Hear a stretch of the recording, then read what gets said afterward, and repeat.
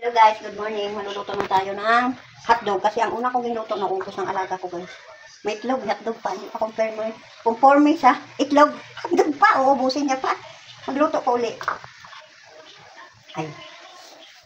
Paborito yun pero hindi na sa kakain. Ano yan? Hotdog. Kasi, hindi nasa kakain ng hotdog. Matagal na. Namimiss niya. Eh, pero may lang sa itlog eh. Hindi. Hotdog na naman siya. Sarap.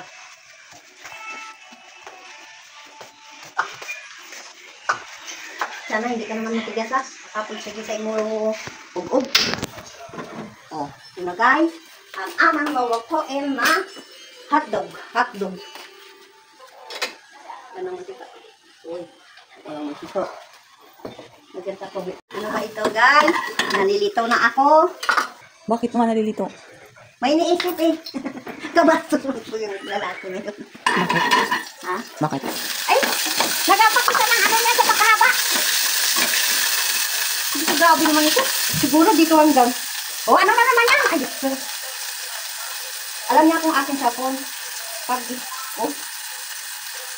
Ano naman ito? Oh. Hindi yan eh. Oh, kato. Ay! Ano ba yan? O yan na.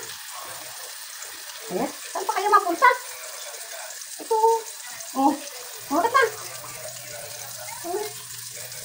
Ano ka doon? Alam niya kung aking cellphone. Alam niya man ang imo. Kaya kung imo, alam niya nga hindi ako marunong. Sarap siguro. Bakit nagustuhan? Ilan na kanya? Ito! Ito ang nakain niya? Oo, kinuha yan sila Misa. Inakyat niya pa. Binigyan ko sa itlog kagatdog. Kinain niya. Tapos, naganap pa. Nagakyat sila Misa. Kinuha niya pa. Eh, makita yan ito. Kukunin talaga niya ito pag andun sa lamisa. Tingnan mo. Kaya nagkaparang tingin siya pag sa lamisa. Kasi, sarap kaya ito tinder. Ayaw yan ng may cheese. Gusto yan ng tinder lang na walang cheese. Yan. Kaya na-try ko yan eh. Nagbili ako na ang tinder na may cheese. Ma? Ayun.